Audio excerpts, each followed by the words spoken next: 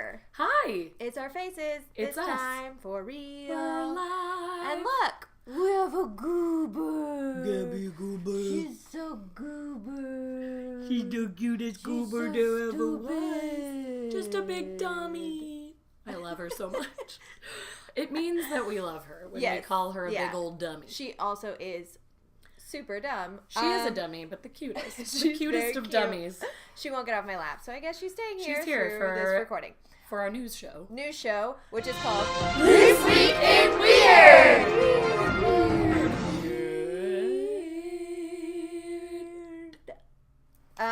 Welcome to our news segment, This Week in Weird, which we are doing on YouTube now, as you guys know. I don't know if you watched last week's video. It was sound, special. but there was a picture. We tried so hard. So we bought a little camera to like record these videos, and we're giving it didn't work out. So now we're recording it on the Mac. Yes, so and we'll giving it this shot, which actually the lighting looks amazing on looks here. great. So I think we're gonna be all right. We're fine. We tried to be professional. We tried. It doesn't work for us. So It's not our thing. We're not. So now YouTubers. we have I moved some lamps over. You can't see it, but I'll take a picture of it for you guys so you can see our super professional, really professional looking setup that we have today. It's fine. It's totally fine. But let's get to some news. Let's get to some news. Some weird and odd and creepy and fun news. Hello? Really great. I'm gonna go first. So this is not a news story really, but it's something that I'm recently becoming more and more obsessed over. So okay. I'm going to talk about it. I'm excited. It's super fascinating. So I read a study recently on apes and their ability to understand and mourn death. What? So Hello? chimpanzees, so they actually gather in hushed quiet. There was a gnat. I swear there was a gnat. I'm not just losing it. There's a bug. Chimpanzees actually gather in hushed quiet to watch a fellow ape in their dying moments, and chimp mothers in the wild may carry their infants' mummified remains around for weeks after they die. What? A lot of this research is hard to do, but they've managed to very closely watch on a couple of occasions. For example, in the final hours of Pansy, a chimp who was more than 50 years old who lived in a Scottish safari park. In the days leading up to her peaceful passing in 2008, her group was very quiet and moved to sleep near her. And immediately before Pansy died, others groomed and caressed her often. One male chimpanzee, Chippy, apparently tested her for signs of life as she died by closely inspecting her mouth and moving her limbs. Whoa. Soon after she passed, most of the chimpanzees left, but her daughter Rosie returned and remained by her mother all night.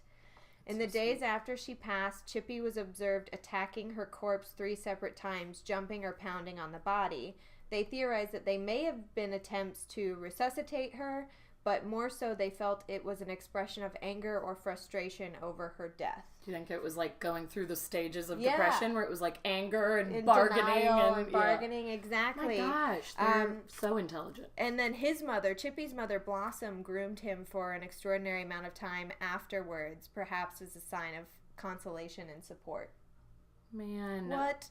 The sweetest. So the question now is, do apes have the emotional range that human beings have? Right. Because we've always known that they're intelligent and that they have like extremely advanced language skills, and they can display emotions like anger, boredom, joy, but now it seems like they can also show denial, bereavement, regret, and even empathy. Man. Which is crazy. That's nuts. Who knew?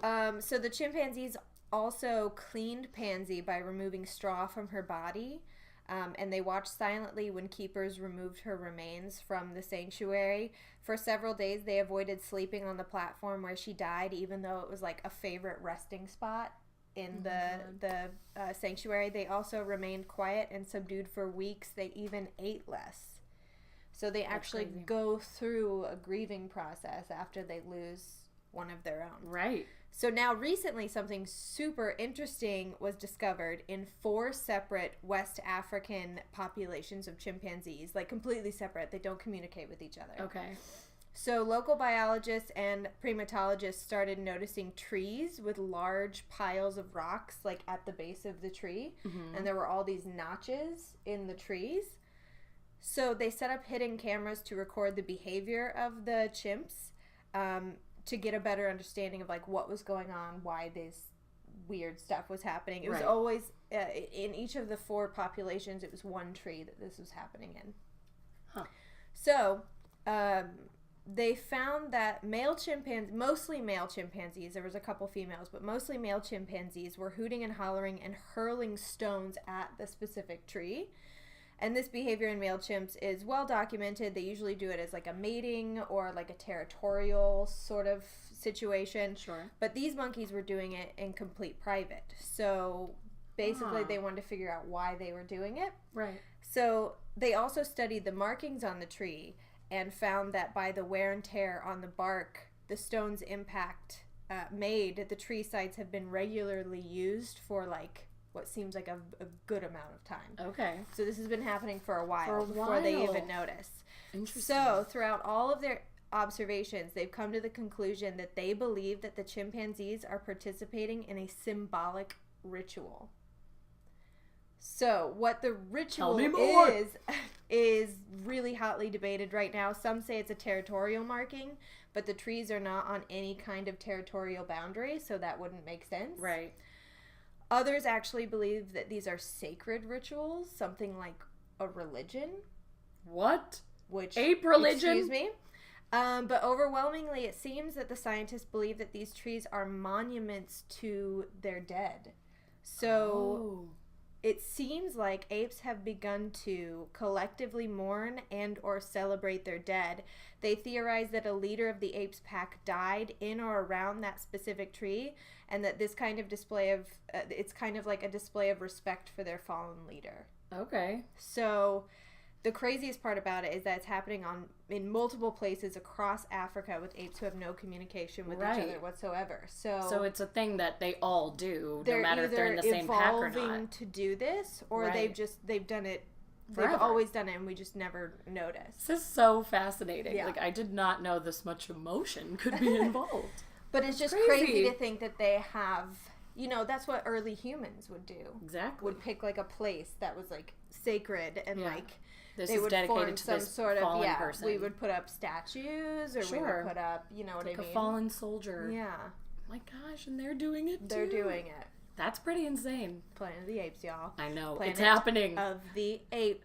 It's happening to our planet right now. Anyways. Crazy that was really cool. Yeah. I like that. I can't wait to learn more. Are they going to start diving into more research then to see, are they... Yeah, they're closely monitoring these. Because this is bonkers. 4 apes. I wish I had a LaCroix right now. That would be really nice. That sounds really lovely and refreshing. But then we'd be belching. Yeah, okay, it's fine.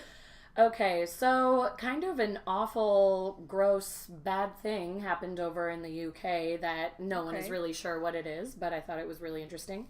A mysterious chemical cloud descended on beaches in England on Sunday, August 27th, so just this past Sunday, right? Yes. According to news reports and authorities, everyone is puzzled as to what caused this giant chemical cloud and why it sickened more than 100 people. Excuse me? As the cryptic cloud fogged up on the shoreline, several beaches in East Sussex were evacuated and residents were advised to close their windows and doors. Still, nearly 150 people who were exposed to the cloud needed medical treatment for problems like stinging eyes, sore throats, and vomiting. Great. Just from like this giant cloud that no one knew where it came from or why it was there. The chemical composition of the cloud, as I said, is still not clear. What it was it smelt like burnt plastic, said Bob Jeffrey, a deputy launching authority at the Royal National Lifeboat Institution. One beachgoer also tweeted, "Some sort of chemical incident at Burling Gap happened today. Eyes are streaming and there's a strong smell of chlorine in the air." So we've heard burnt plastic now, we've heard chlorine. And another beachgoer told The Guardian that doctors who treated her said she had been exposed to ammonia. How? Why? What's happening? Where? Authorities are still investigating where the cloud even came from. Neither the gas nor its source have been established, but agencies are continuing to investigate and have not ruled out either onshore or offshore locations, although it does appear that it swept in from the sea driven by onshore breezes. And this was all said by the Sussex police. It's unlikely, however, that the cloud drifted across the English Channel from France. Chemical clouds, I guess, have drifted over from there before, but British officials said that Sunday's weather would not have caused this, and there was no way that happened, so they're very confused on where this came from, because it was not one of those instances. Scary. I know. And then finally, Jay Merrill, a weather forecaster from the UK's National Weather Service, said the cloud may have been caused by a ship offshore, but added that nothing conclusive had been proved. Thank goodness by Monday the cloud had mostly dissipated. And no one has died, but people got extremely sick. Well, did they consider it to be like an attack? Like a weapon? I don't think so, because I read a little more into it too on a side article. It seems like they don't want to say that it's a weapon because they still have to look into it so much and to start igniting that fear and saying like, this is an attack, we've been attacked. Like, they need to be completely sure that that's true. Yeah, I guess that's true. So I think they're trying to rule out literally everything. Like, was it a boat? Attack, was it this? There's going to be like a counterattack, and then later you figure out it's like seagull poop or something. It's like, just some seagull poop. Oh no, I'm sorry, we get some flatulence. Yeah. Yeah, so I think they don't want to put like the air of terrorism in the air. So they're just like, maybe it was a boat, maybe it was this, but they're also like, the weather, like the winds and the weather do not contribute to any of this. So they're also like, what? Yeah, what happened? Yeah, it is definitely really scary, and it sucks that these people were just hanging at the beach and got engulfed by this chemical cloud. So that happened. That's terrifying. I know, I'm hoping by next week we'll have learned more. To not go to the beach. Amen. So, avoid the beach, guys. You're going to get attacked by a chemical cloud at any moment. You or don't know. Other things, or monsters. Things. I don't know. Or witches and warlocks that go on the eclipse. I have more stuff about apes. Hey, keep it coming. Okay, cool. I'm down for some ape stories. This is cute. So, an experiment at the Primate Research Institute in Japan has revealed that chimpanzees can and have learned the rules to the game rock, paper, scissors. Oh! I know! I love that! The chimpanzee's performance is similar to that of 4-year-old human children. The primary difference between them being the method of learning, like the way that they learn. It took chimps a little bit longer to learn the game, mostly because they struggled to grasp that scissors beat paper. Probably because they don't know what scissors are. I know. Like, what the fuck is that? Yeah. Pardon my French. They also noticed that children would change their choice immediately after they made a wrong one, whereas the chimpanzees would often take multiple sessions to change their... They would keep doing scissors, they would keep rock. doing it, yeah. And kids would immediately be like, scissors, no, I'm doing rock, a different no, one, paper. yeah, for sure. And then we're gonna get really sad. Maybe, I mean, it's not really sad. Why would you build me up to this place of joy just to bring me down? It's okay, so it's not really sad. Anyways, I'll just go into it. Scientists studying the brains, this is apes again. I'm just on an ape kick. I can't stop reading about them. I'm so fascinated by them. I mean, I'm hanging on your every word, so keep it coming. Scientists studying the brains of 20 elderly chimpanzees found certain plaques and other abnormalities that indicate that they experience Alzheimer's. Ugh, no. They don't deserve it. Well, the thing is, it's not clear whether or not they experience the same cognitive decline that humans do as a result of the disease. So, but regardless, scientists are very hopeful that this could lead to more discoveries about the condition. Okay. So, in Alzheimer's, basically, clusters of proteins called beta amyloid build up between nerve cells, and then the clumps block other cells from signaling to each other, and can activate the immune system cells, which triggers inflammation. So that's how you get actual sickness from Alzheimer's, right. And then that's also how you get the stimuli not matching firing. Up. Yeah. Okay. So researchers from Northeast Medical University studied 4 areas of the chimp's neocortex and hippocampus and found plaques and other abnormalities associated with Alzheimer's in 12 out of the 20 chimps that they studied. Man. But their samples have been collected over decades without rigorous cognitive data accompanying them, so it was impossible to say whether or not the chimps had cognitive loss or not. So they couldn't tell if it affected them the same way it affects us. Okay. But it's a big step because this could help with everything. Yeah, because no chimps with Alzheimer's or dementia have ever been observed before. Mm-hmm. Like that would be something that we have noticed if they had, we would be able to see their behavior changing as they got older. Right. So the findings actually add to a growing body of evidence that the plaques are a byproduct of the disease rather than a cause. Okay. So that's one thing that's always been debated is that like the plaque buildup causes the disease, but actually they're thinking now more and more that the disease causes the plaque buildup. Okay. So that's a big change. Like changes their direction of like how to what causes the disease, because it's not the plaque. Right. Something else huge. Does. Yeah. That's actually really good. Yeah. I mean, very sad monkeys. Thanks, monkeys, for helping us out. Oh my gosh. Thank you for only sticking to apes today. I know. Because I truly enjoyed it. Even though that was really sad. I mean, it's sad. But they also, if they're not exhibiting they don't exhibit any of the forgetfulness or the violent mood swings or anything. Right. So just thank God. Well, apes, man. It's time for Lauren's Derp Corner! This involves meatballs. Yes. And languages. So, translation is tricky in a lot of languages. Like, if you're learning a new language, sometimes you make some mistakes, things sound the same. It's hard to translate things, all right? And it's hard because different languages have different sounds. Yes. You know what I mean? Totally. Like, and also when I was little, I used to say I thought my last name was Cassidy. Why? Who? Because I couldn't say the S. I don't know why. Ashley Cassidy. I think I had trouble with the Ashley Cassidy, so it was Ashley Cassidy. Cassidy. I actually kind of like that. Can we change your name to that? I enjoy it. Go on, meatballs. Yes, language is hard. Meatballs. Mm-hmm. So, as it turns out, translating the word meatballs from Arabic into English is not very straightforward, and fails happen quite a bit. So one man tweeted out this picture from his hotel where he's going to a buffet, and there's a little sign for English-speaking people stuck in the meatballs that says, "Paul is dead."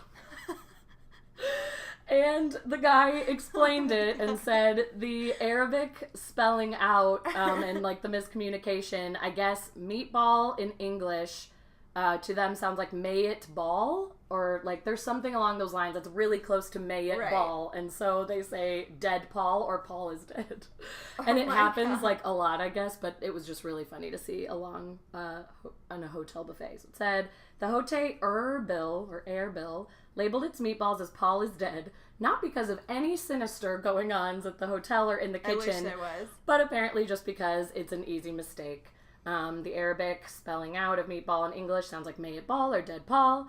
There have been lots of hilarious reactions, including Twitter going crazy that the Beatles conspiracy is out, that oh my god, that Paul has been dead and that the man running around is a fake. Paul McCartney is not real and he's been dead forever. And I mean, that's the internet. They got for that you. from Meatballs. From Meatballs. Okay. But that's the internet. They see something and they're like, it's true, Paul is dead. So that's what other Twitter users are enjoying. But yeah, I thought that was hilarious. And you can see the little sign. Oh my god. It's like so just funny. such. I guess I can show you. We're on video. Oh, we are on video. Oh, maybe not. Hey! Paul is dead. It's just like a little food sign. I just think that would be a hilarious thing to see in the buffet. Meatballs too, like actual balls of meat. Could be human meat. Could Paul be Paul. It's Paul meatballs. Paul balls. Paul balls. So balls to the balls. Anyways. Balls. Yep. That was good. That was really good. It was derpy, but I thought it was funny. The only other thing that I have is there was a huge uptick in UFO sightings during the eclipse. No one's MUFON, surprised. Which is, what is MUFON again? MUFON is the, I think it's the Mutual UFO Network is what MUFON, because I say MUFON all the time, but I can never remember what it stands for. Anyways, the Mutual UFO Network has been flooded with reports from people who filmed, photographed, or claimed to witness UFO activity while watching the eclipse across the United States. They're wondering, were there more than usual, or was it just that millions of people were all staring up into the sky? Right. Could have been. Everyone's eyes were to the sky. Yeah. Investigators at MUFON were sent 10 full reports in one day. They usually only get like one a month. And by full reports, I mean accompanied by video. Okay. And so there was evidence. Yeah, okay. and pictures and everything.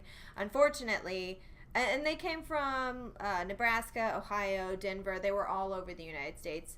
Unfortunately, of the 10 photographed reports sent in, only 2 were classified as unidentified flying objects. Okay. The rest were lens flares. Yeah. Which is apparently like super easy to get when there's an eclipse happening. No. Yeah. I believe. So, and it also explains why people claim they didn't see anything at the time they took the picture, because a lot of these people took pictures and then later looked at their photos and were like, what is that? And it's like freaking out, like, all right, it was a lens flare. But I saw the pictures. I would never, you would have questioned it too. I would be like, that's a fucking alien. Like, there's no way. Like, the lens flares weren't just like, you know, a lens flare where you're like, shut up. Yeah, that's they light. weren't like J.J. Abrams lens flares. They were literally like about to say objects. that. Yeah. Okay. Anyway, but some of them are truly unidentifiable. Yeah. Like, still, 2 of them still they a little classified mysterious. as like, we don't know what this is, but well, that's fun. 8 of them were lens flares. It is funny to say, like, was there an upswing of UFOs, or was it just because literally everyone was staring at the sky? Like, everyone in the country was like, exactly, like all eyes were to the sky. That's hilarious. Well, that's fun though. Yeah, so I like whatever. it. Hey, believe what you want. You know? Believe what you want. I want to believe. I like to believe. I say aliens came during the eclipse, and they're like, "Sup, y'all? Eclipse time." Mm-hmm. Oh, another ape thing. So shut up. I don't remember where it was. I want to say it was the San Diego Zoo, but I could be wrong. Actually, there was a zoo. There was a zoo somewhere. During the eclipse, these 2 apes that were basically like mates. They sing to each other randomly sometimes. What? And when the eclipse happened, they sang to each other the whole time. What do you mean by sing? Like there's little ape songs. Wow. Is that how apes sing? No? You know how apes sing. No. Shooby-doop, dabba-dap, doobie-doop, dabba-da-da, bee-ba-da. No, they have like a specific song designed just for their ape, like their mate, and they sang it. Well, give me an example. I can't imagine it. I can't sing ape. Do what she do. Woo! That's all this week for This Week in Weird. I'm Lauren. I'm Ashley. See you next time. Bye. Keep it weird. Keep it weird also, as usual. As per usual.